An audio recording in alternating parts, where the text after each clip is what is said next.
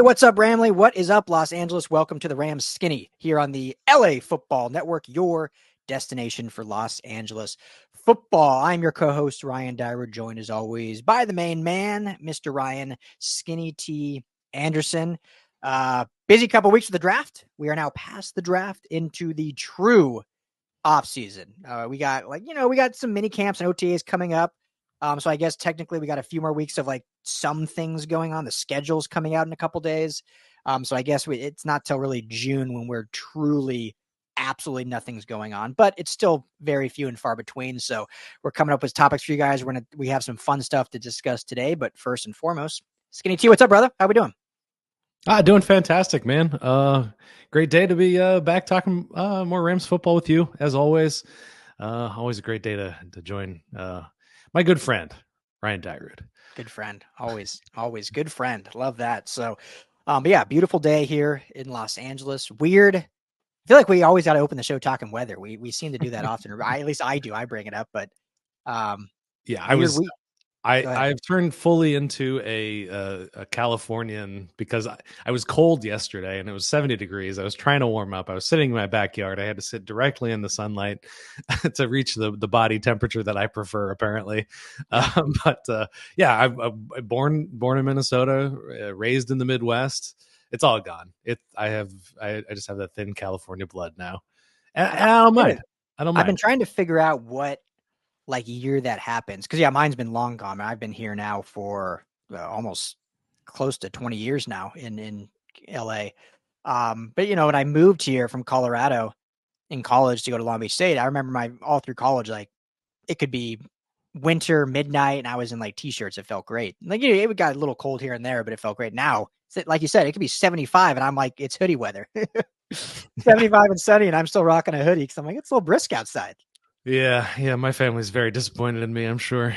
Oh yeah. I go home and it's or go to my parents' place and it is it feels freezing. So, but I enjoy the cold still because we don't get it very often. So it's nice to break it up and have that. But yes, weird weather weekend over the weekend. It's now beautiful and sunny again. Looks like we're getting close to kind of that. We're definitely in spring, getting close to that summer weather here. And so that means we're going to talk Rams like training camp, basically. That's what summer means, right? Is Ram training camp. So we're not there yet. We got a ways, but we want to talk way too early roster bubble spot. So who are the players that are kind of on that bubble, on that fringe that have the most to prove to make this roster? Because you look at the draft class, obviously we talked about a lot last week. You look at these UDFAs, a lot of excitement. I mean, I was pumped to see how pumped fans were about some of these guys. You look at Spates, you look at a lot of these other players. The fans are pretty pumped about this UDFA class. So they're going to be pushing the fringe bubble guys. So I want to get into that and have some fun with it. So show is always brought to you by our friends at BetOnline. Head to betonline.ag today. Use our promo code BELIEVE, BLEAV, gets you a 50% welcome bonus on your first deposit. I've been playing around, Skinny T, with the NHL and NBA finals. I haven't done too hot. Hopefully I can turn my that streak around tonight. My Avalanche play. Finally, after being off for what feels like a month, game 1 against the Dallas Stars in round 2. No more LA teams to bet on, unfortunately. Dodgers, obviously, if you're into baseball, Dodgers are killing it. You're a big baseball fan. Your Twins are doing well, aren't they? Yeah, they went on an 11-game heater and got themselves into second place. So hopefully that's the trend that continues. Yeah. All right, let's root for a Dodgers-Twins World Series. That'd be a lot of fun. Oh, man, that would be so much fun to watch the Twins lose to the Dodgers in the World Series. Yes, but yeah, Dodgers are obviously looking like the real deal, hopefully after spending what they spent. But you can do all of that betting on betonline.ag. Tell them the guys over at the Rams Skinny sent you. I don't know if Super Bowl odds are up yet. Maybe I'll look while you're talking next. I'm curious what the Rams are at for Super Bowl odds. I actually put a bet down on USC to win the national championship. They were plus 5,000 to win the Natty when I got them. And I know they're not the favorite, but plus 5,000. I mean, I think they're going to be, in my opinion. I mean, we cover SC obviously here at the LA Football Network. I cover them extensively for our Salute Detroit podcast, and I think SC is going to surprise some people. But so yeah, they don't know what we know, which is they have Eric Henderson on their coaching staff now. That's right. That defense is going to go from worst to first. They got it right. Oh, I mean, worst to 70th, I'll take if they can get worst to first. That's probably more the realistic SC take there. Yeah. But I've written at least one article on the Rams Super Bowl chances, and I just can't remember what the number is right now. But it was a bit low. It was a bit slanderous, I felt like. Let's You see have that here. pulled up? I'm looking. Okay, so yeah, Super Bowl winner. The Rams are plus 2,800 right now, which is basically middle of the little, top third. Who do you think the favorite is? Niners. Shocking. Chiefs are actually the favorite. Niners Oh, are there. second. Okay. Yeah, Chiefs plus 500, Niners plus 65. I'll rattle them really quick. You got Ravens, Texans, Bengals, Eagles, Lions, Bills, Cowboys, Packers, Jets, Falcons, and Rams. Falcons higher percentage for getting there. That's rough. Yeah, well, they're technically both 2,800, so they're even. They just had they had the Falcons listed first. Sure. But if you go, I think what you wrote on was team wins, and this is what I agree with you. This is an easier bet, in my opinion. So the Rams are set on BetOnline.ag at 8.5. Oh yeah, Over, that's what it was. under 8.5, winning 10 games last year. So is that just the Aaron Donald effect? It must be. I don't know. Game and a half worse. You got to assume with this offensive line and Sean McVay running the ball more, with this stable of running backs, the offense is going to be really good. I still have question marks about the defense for sure, but I mean, there's no way you improve after losing Aaron Donald, but they've added a lot of great pieces. So 8.5. I mean, I'm taking the over on that one. I am too. As of right now, I'm definitely taking the over on that. I can't see them as a 2-win less team compared to last year. Yeah. Aaron Donald. So here's honestly the biggest question. This will lead into our bubble player talk. I think everyone knows how big of a loss Aaron Donald is. I mean, it's hard to quantify if we're doing like baseball WAR statistics, but I think everyone knows that it's a huge loss. And yeah, drafting Fisk, these are all the right moves, the right decisions. Tough to fill, but that's what you have to do. You got to move on. The one I think that's even more unquantifiable and that we will see is the loss of, as you alluded to earlier, Coach Eric Henderson. How big of a loss will that be? Because Aaron Donald's greatness, let's say 80% was just Aaron Donald being a freak of nature, his work ethic, his leadership, all that. But, there was still coaching. And he alluded to in his retirement a lot of what Coach Henne meant to him and how much he helped in his progression. Then you take away Aaron Donald and you look at the rest of the guys on that defensive line and how they were able to, obviously Kobie Turner in his progression in 1 year. And so will Gift Smith have enough of effect on A, continuing Kobie Turner's development, but B, you might not be as involved with Verse. We'll have some carryover with Verse, but for sure with Braden Fisk at the defensive interior, how involved will he be? And I think Gift Smith did some good things with the Chargers where he came from. I don't think it was at the level of Coach Henne. So that's, I think, the bigger, is that a 2-win drop off just from that coaching change? Well, and then not to mention Raheem Morris. And I mean, there's a lot of changes. I still would take the over at 8.5, but you could talk yourself into being like, oh man, it's going to be a tougher battle than people think. Yeah, we're going to learn a lot through the offseason as to what this defense is really going to look like. New defensive coordinator Chris Shula in there now. Like you said, Gift Smith, another new face in there. I mean, the Chargers are hard to quantify exactly what went wrong last year because everything seemed to go wrong for them last year. Study. So yeah, there's just a lot of unknowns on the defensive side. So yeah, I think all new coaches and a lot of new players. And so lot for the defensive coaching staff to prove heading into the season. Yeah, exactly. Which I'm excited. I mean, I remember when we talked to Cam Lynch, who we're going to get back on the show. We talked about Radio Row and he was pumped about Chris Shula, just saying, I think he was a great hire and how he's a guy that's just worked his way up. He went the organization, does it all. I mean, what did he compare him to? Like, it's like the janitor, but he also is like the genius. Like, does it all. Something like that. So, I'm excited to see. We just don't know. You just don't know, right? So, but still taking the over. So BetOnline.ag, that was a very nice analytical promo read there. All right, bubble players. Who I'll throw it to you first. Who there's some obvious ones, some very obvious ones, and then maybe some other ones that might be a little surprising that we'll get into. But I'll toss it to you first. Who is one bubble player that you're really looking at right now to start with? So it's one or maybe three, I guess. I'm gonna lump them all together here and talk about the guys that are no longer on the contract, the wide receivers that are no longer on contract after 2024. It's Demarcus Robinson, Tutu Atwell, Ben Skowronek. I think Demarcus Robinson's place on this team is solidified. Going into the playoffs, the last few weeks of the season, going into the playoff game against Detroit, I think he proved that they want him again. They signed him to another 1-year contract. But Ben Skowronek and Tutu Atwell, what do their roles look like on this team? Ben Skowronek found a nice spot for him in special teams, but that's not going to guarantee another contract. And then Tutu Atwell just hasn't found a spot for himself on this team. So what does it look like for him this season? Is he a trade candidate? Are they going to be calling up Mike McDaniels, who just loves speedy guys and knows what to do with them and knows how to use them a bit better? So those are just kind of the first ones that pop up to me, just because they're on that last year of their deals. And other than Demarcus Robinson, those Ben Skowronek and Tutu Atwell, I just don't know where they fit in on this team. I'm not saying they're getting cut necessarily, but they're on a bubble of some sort for sure. Yeah.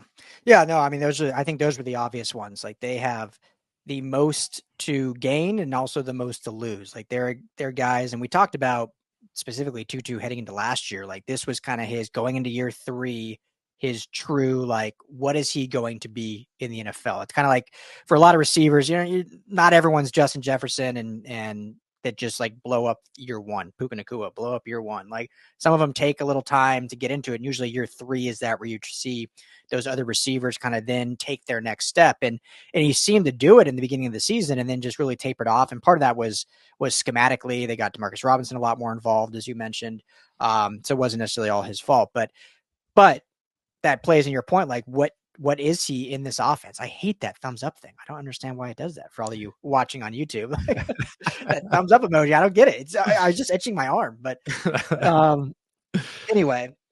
So what is his role actually in this offense, and what does it look like? And when you look at, they didn't draft anyone until the 6th round in Jordan Whittington, but adding 3 undrafted free agents, which they'll have an uphill climb, obviously, to make it. But then also Tyler Johnson, who's been around the team for a little while now, Xavier Smith. It's just interesting to see where they fit. And Ben Skowronek in that same boat. We said last year, he was kind of a fan favorite, and we said we thought he was a cut candidate. And I think we got maybe some backlash. I don't know. And he obviously made it great. But we saw his role diminished severely from, his earlier tenure with the Rams till now, just because, and I still agree with this, like, it's great to be a jack of all trades until you're not good enough to be in those roles anymore. Like, when you're a master at something, like, it's hard to replace you because, like, no one else can do what you do as good as you do. When you're a jack of all trades and you're a team that is lacking talent, then you can fit anywhere, which is nice to have that versatility and availability. But once you've built out your talent pool at those other spots, and now you're not the best fullback anymore, not the best tight end anymore, and clearly not the best wide receiver anymore, it's like, well, what good are you? And that sounds really harsh to say, but before it was like, well, we didn't have a fullback, so cool, you can play some fullback. Tight ends were banged up, great, you can play in line and do some tight end stuff. So what I'm just saying is, like, if he's not excelling at any of those 3 spots, and now there's players that are better than him at those 3, he's a true bubble player, because you have to be able to beat someone out at something, or you're just a body. It's harsh to say. He's a great special teamer. That's where he's going to find his, I think, identity to be able to stay with the squad. But truly, and I'm not, again, none of us are saying these guys are going to be cut, but truly a fascinating bubble player. Yeah, you're looking at 53 players. You're looking at 6 to 7 wide receivers generally is what they keep on. And, I keep thinking about Puka Nacua in relationship to these other players, Tutu Atwell and Ben Skowronek specifically, just because nobody expected, including the Rams, for his ascent to be so dominant and distinct, for him to rise to the level of a record-setting rookie season for a 5th rounder is just incredible. Yeah. So it totally changed the calculus of who they're going to have on the roster. So, real quick, yeah, on Puka, because I'm glad you brought him up. Someone, I can't remember if this is a comment on one of our last videos or on Twitter that I saw, but it's something I've been thinking about for a while. And I want to be very clear here. I'm not at all taking away from anything from Puka Nacua. I'm not at all saying he was underdrafted and should have been higher drafted in his talent level. So I'm not saying any of that. But this comment of this listener, and it's something that I've been thinking about, is Matthew Stafford has shown over his career he has a trend of really keying in on one player. And we've talked about it before. Like, that is, the offense is solely kind of, he keys in on one guy, and he'll sprinkle around. But that was the whole problem when Cooper Kupp triple crown year, is they couldn't get Bobby Trees involved right before he got hurt. It was like, well, Bobby Trees is a great receiver, and he's just not getting the ball at all. Cooper Kupp, it's great. He's having 15 receptions, 19 targets, but at some point, is that sustainable? Now, it was for that season, and Cooper Kupp, obviously Triple Crown winner, had a great year. But we saw that again last year, where Puka Nacua, it was just, his target share was unbelievable. He smashed the league in terms of just targets. And so I'm wondering what his production will look like with a healthy Cooper Kupp fully back. Like, are we seeing, how do I ask this? Is this an offense where we can see two receivers have dynamic, dominant seasons? Or is it always going to kind of be one guy way above the rest and everyone else is kind of doing the dirty work here and there? We haven't seen it, really, the Stafford version of this offense, where he's kind of spread it around and played some backyard football a little bit with more than one receiver. So unfortunately, the thing about usage, and especially when you're talking about guys like Cooper Kupp and Puka Nacua, going across the middle of the field a lot.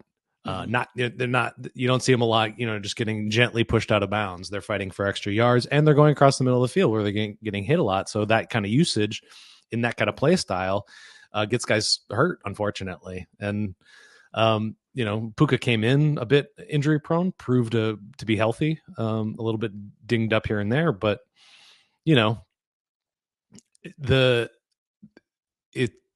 it just changes. I don't know. We have that's where I come down, because we just haven't seen it, and yeah.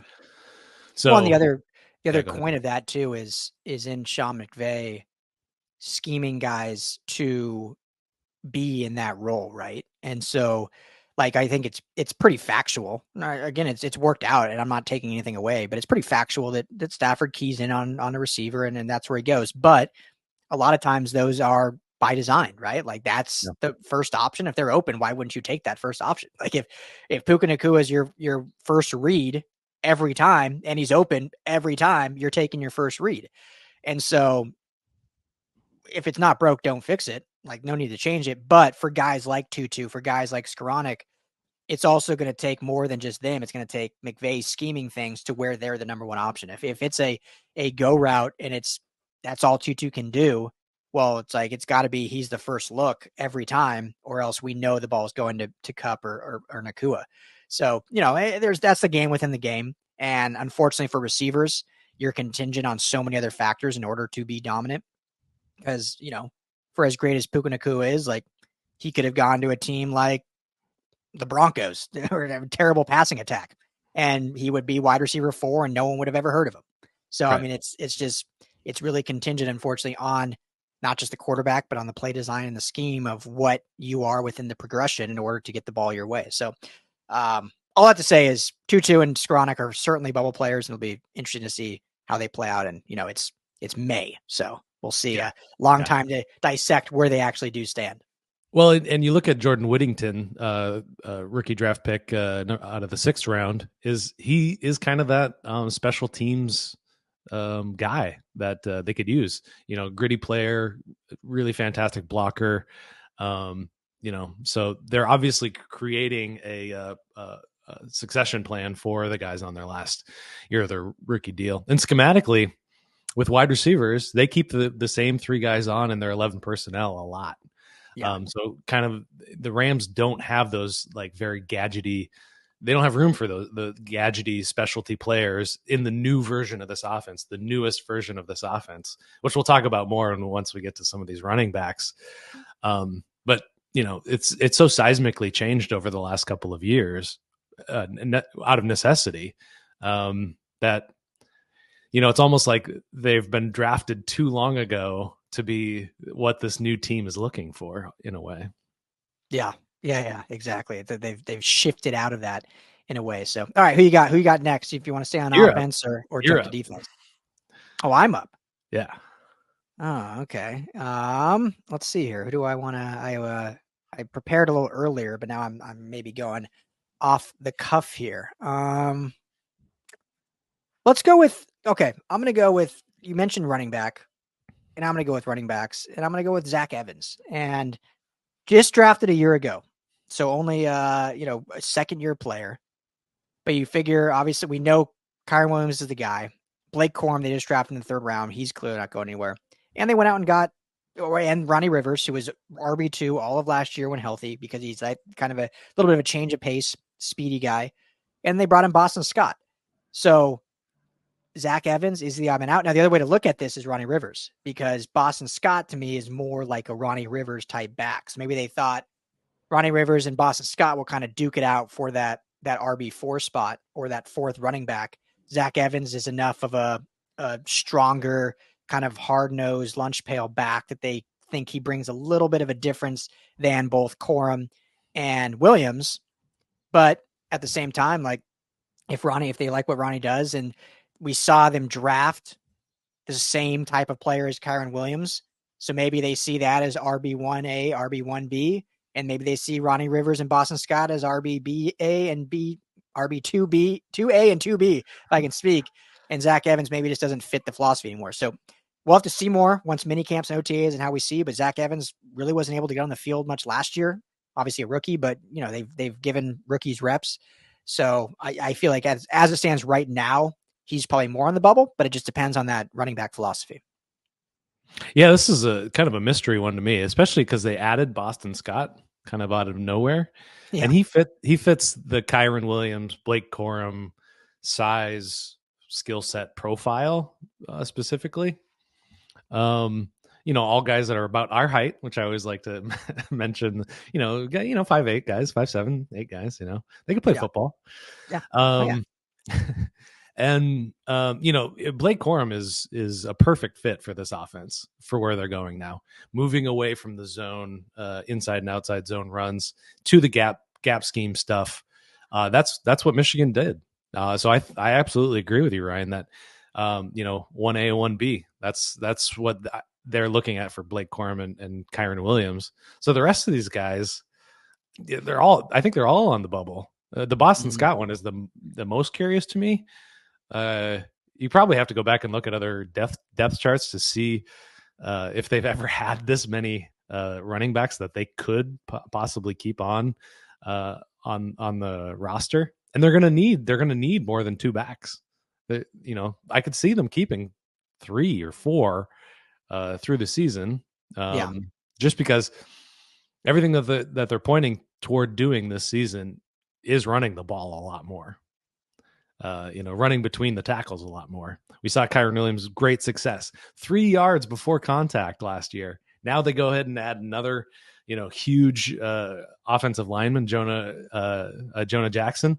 Mm-hmm. And, that spells, yards before contact. That 3 yards before contact was one of the best, the second best behind Chris McCaffrey by 0.1 yard. So this offensive line was doing great things for Kyren Williams, and Blake Corum is going to be able to take advantage of that as well.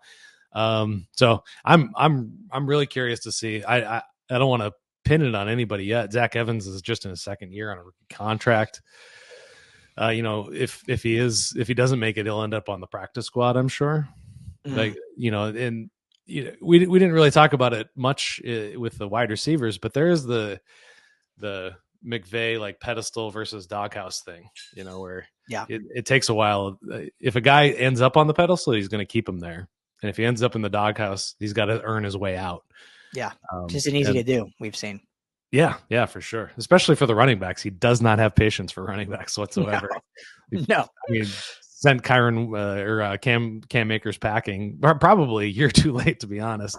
Yeah. Considering the big shift that they made in the running game. But yeah, so yeah, I mean, last in, first out. Maybe Boston Scott's the guy I would say is truly on the bubble there because we haven't seen him at all. But yeah, definitely a good one to point out. And that's gonna be a fascinating battle. I'm excited to see who comes out on top on that. Yeah. I think it's going to be the more dynamic. I mean, obviously Cooper Kupp and Puka Nacua are going to be dynamic, but this is where this offense is going to be. It's up to McVay. We talking about things what we haven't seen. It's McVay consistently sticking to the running game. So I don't want to get the cart before the horse because it is just early May at that. But indications are that he will, but we'll see. We'll see. But yeah, I mean, they'll definitely keep 3 on, maybe 4 if they feel Rivers or Scott or Evans gives them a lot of great special teams versatility. And if that is the philosophy, they're just going to run the ball 30 times a game. But definitely, they're not keeping 5. So definitely one of those guys is on the bubble there. And it won't be Williams or Corum, obviously. So, all right, your next one. We'll do 2 or 3 more. Okay. So I'm going to hop over to the defensive side and let's talk about Bobby Brown. Ooh, I mean, BB. Okay. A guy that's never really been able to consistently stay on the field. Played a little bit here and there. They've obviously invested a lot on the defensive line. Both Braden Fisk, Tyler Davis joining the team. 2 rookies and a second year Kobie Turner. Doesn't fill me with a ton of confidence at this point. But I don't know. What are your thoughts there? Is Bobby Brown last year of his rookie deal, like Tutu Atwell, like Ben Skowronek. Obviously getting rid of a guy on a rookie deal isn't advisable, but we did see them do that. They traded away Van Jefferson and Cam Akers last season. So, yeah. But obviously this is a huge area of interest along the defensive line, as we've already talked about with Aaron Donald off of this, and I was thinking about it, a lot of criticism for trading up to get Braden Fisk involving a second round pick in 2025. A lot of criticism for that, but you go back and you think about how much they didn't have to invest in their offensive line or their defensive line while they had Aaron Donald. They were able to get by with Greg Gaines, who's a 4th round pick. Yeah. Able to get by with A'Shawn Robinson. Not having to get just a completely dominant defensive line. So just again, I'm just curious. The depth there is just pretty suspect. Yeah, no, for sure. This is a great one because Bobby Brown, since they drafted him out of A&M, the prospect of his potential has been so high. And I know I like to throw this out there, but why not? I remember texting Coach Henne after the pick, and he was thrilled about it. Said he had Aaron Donald traits, and they thought they could really, nurture him into being one of the next great D linemen. And it just hasn't happened. He's had some injury history. Whether it's, I never like to assume things that we don't know, but who knows if it's, maybe not the sharpened work ethic or whatever it may be. I don't want to put that out there if it's not true, but for whatever reason, it hasn't happened yet. And part of it has been injuries. He has been a little banged up, but going into year 4, the size is there, right? 6'4", 325. The talent's there, the pedigree's there. It's all there. We just haven't seen it. And so I think he certainly, it's not unfair to say he's a bubble player, because what has he shown that he's going to not only start, but be an actual dependable role player or backup? Because he just hasn't been thus far, unfortunately. As much as I love it and as much as I believe he has the ability and the talent level to do it, we haven't seen it yet. So I hope he bucks that and can be the guy. I know all the offseason depth charts have him slated as the starting nose. But I wouldn't be shocked at all if Fisk can be the true starting nose. I mean, a little lighter, 300 versus 325, but 6'5", he's an inch taller. The Rams have never really had a nose tackle that tall when you think of like Gray Gaines and Joseph Day, and not short guys, but definitely, your more classic, stockier, shorter noses, and you get a 6'5" Braden Fisk, Bobby Brown's 6'4". So, I mean, those are a lot of optionality and talent that they could have at that position next to Kobie Turner. And then, I could see them a lot of times sliding Jared Verse inline a little more. I know he's drafted as like an edge, but his style of play, his strength, his bull rush ability versus speed and bendability sometimes may suit them better actually more as a 3 tech than as the outside 5'6'7" tech, or 5'7" tech, excuse me. So, or like a true 9 tech way outside. So, I think they have options. And I think because of that, Bobby Brown is a true bubble player, not because of talent, not because of need, but because of just, he hasn't yet proven, worth being in that spot when they have all these hungry guys trying to move up. So I hope it's different, because of all the guys on the roster before the draft this year, he by far is the highest ceiling besides Kobie Turner. But when you look at the other defensive linemen, he's got the highest ceiling, but we haven't seen it yet. So got to see it. Otherwise he's truly on the fringe. Yeah. What's really frustrating about Bobby Brown is he has flashed it. Yeah. We've seen it at times, and especially defensive line, you have to be a consistent player. I mean, they have a ton of responsibility when you think about rushing the passer, fitting the gaps, staying, gap sound, and he's done those things sporadically, but there's a reason that he didn't make the roster. And going back to our conversation about Gift Smith, he's doing it without Eric Henderson. Maybe that's a good shift for him. Maybe he needs a different voice in his ear. Maybe he was in a doghouse and wasn't being given the opportunities. But going back, it's like looking at the depth that they currently have. Yeah. It's hard to see a replacement unless Tyler Davis is just insane, or Jared Verse is kind of more that defensive end than an outside linebacker, which is his strength. What does he look like in coverage? We don't really know exactly. So yeah, I mean, those are my thoughts on the defensive line there. I mean, Anthony Goodlow, I wrote about him, talked about him, but he's a UDFA, so it's hard to see him moving up into that starting role just right off the bat. But I don't love it. Yeah. And they obviously like Laurel Murchison, and they re-signed him in the offseason. So, rooting for Bobby, because I think if he can reach his potential, that's the best case scenario. But until we see it, he is a bubble player for now.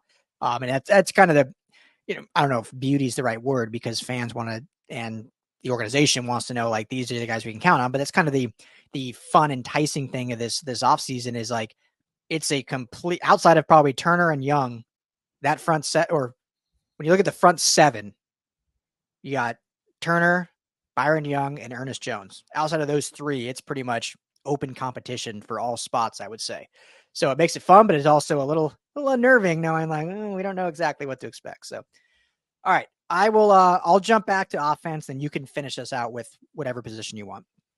So I'm going to talk tight end. Now, player-wise, they have 7 currently on the roster. And I'm going to talk Hunter Long, I think, is probably your bubble player here. When you look at Tyler Higbee, and for whatever he's been, he is the starter. Colby Parkinson, it'd be really hard to see them just giving him a pretty lucrative tight end contract. Now, he's not a huge threat in the passing game, but clearly they want to run the football, and he gives you a lot of good stuff in the running game in terms of blocking. Davis Allen, rookie from last year, flashed, saw some good things when Tyler Higbee was gone. Hunter Long, we really haven't seen. They got him in that trade, obviously, from the Dolphins for Jalen Ramsey, but we haven't seen like much of anything, just due to injury and due to not being able to get on the field. So they have some other young guys they brought in. So to me, it feels like it'd be hard for them to keep 4 tight ends. I feel like 3 is probably the number. They could do 4, certainly. We'll see more as stuff unfolds, but to me, Hunter Long is like that bubble tight end right now. Yeah, that seems right to me as well. Davis Allen got hurt last year, didn't he? I believe so. Yeah. Yeah. Banged up. Yeah. Yeah. Well, beside the point, I was just trying to refresh my memory. As you all know, it's not always the best, but Yeah, it's an interesting position. They doubled down with Tyler Higbee with a extension, a 3-year extension, I believe it was. And as everything in this offense has shifted over the last year and this year. And real quick, not to Yeah. cut you off, just so no one yells at us. Yeah, Allen was injured at the end of training camp, and then came back later. So Okay. Excellent. there we go. Higbee's coming off injury. He's probably going to miss the first few weeks. Colby Parkinson is much more of that blocking kind of tight end, isn't he? Yeah. Yeah. And so I don't know. I'm curious if this is a play towards shifting toward a different tight end. This is where Bobby Sco needs to find his salt. This is it. Oh, there we go. TE3. Yeah, that's kind of interesting there. Throw him in the mix at that position. That changes a little calculus for me at the moment. Yeah. So my biggest curiosity is exactly how they plan on using tight ends. Is it going to shift like the rest of the offense has shifted? Logic would point towards if everything's moving, this is going to move and shift as well. But that 3-year Tyler Higbee extension is strange if that's the case, because if they're trying to move toward a purely inline blocker, a run blocking kind of guy, that Tyler Higbee is a good blocker, but he's kind of a dual threat kind of a guy in that way, blocking and catching. Yeah, he's like your true do-it-all tight end, which is why he stuck around with the Rams for so long on the extension. So, that'll be another fun. It was an interesting position last year to look at as a camp battle. It'll be another one, this one in this summer workouts and stuff. So, all right, round us out. Last bubble player you look at. I have a guess where you're going, but let's see. What do you guess? I'm not going to guess. Just okay. The big question for me is depth behind Ernest Jones or alongside Ernest Jones, depending on which package you're running. Christian Roseboom, Troy Reeder have always felt like kind of like guys they like. Yeah. Christian Roseboom as an athlete has become he's grown as an athlete specifically over the last few years, getting much more nimble, much more explosive, which you don't a lot of times see. But Troy Reeder at one point was the starting linebacker for this team, and he's kind of fallen off the back end. And they didn't draft anybody. Omar Spates, my guy, as a UDFA is kind of coming in there. So it's hard to say that there's any bubble to play here. But it's an interesting one to watch regardless. But I'm going to pivot away from that one entirely. And I'm going to go with what's going on behind Byron Young. You know what I mean? Yeah. So, Michael Hoyt, starter last season, bumped down. Nick Hampton and O'Shawn Mathis, rookies from last season, didn't play. I think there were some injuries going on with them as well. They're bringing in Brennan Jackson as well. That's, again, you're thinking about things shifting. Jared Verse points to a shifting philosophy about their edge rushers. They've always been the long, lanky, tall Leonard Floyd types. Jared Verse is a much more compact and powerful rusher. And Nick Hampton and O'Shawn Mathis fit that older kind of long, lanky guy. And I think you should probably have both. But, pass rush is the most important thing. One of the most important things in football, most important things on defense, I would say. And those guys, on rookie contracts and it's still unknowns, I guess. So yeah, that's where I'm going to go on the bubble. I don't know who exactly is on the bubble there, but it'll be interesting to see which of them rises to the top. Yeah. I mean, like I said, outside of Byron Young, it's wide open for any starter and depth at edge. And And yeah, so it'll be really interesting to see who really rises to the top, and hopefully, hopefully someone does rise to the top, and it's not just out of necessity, kind of like, no disrespect, but like Michael Hoyt's had to be in the last couple of years, where it's just like, well, we don't got anyone else, so he's improved every game, which has been so fun to see. But the reason he was there really is because, well, you're kind of our only options. So let's make it happen. Just to end with, I'll throw one more out because I think that's worth noting. I'm curious what's going to happen with Trey Tomlinson in the secondary. Drafted just last year in the 6th round. It was seen as an absolute steal. Former, what was it, the Jim Thorpe Award winner? Yeah. At TCU? Yeah.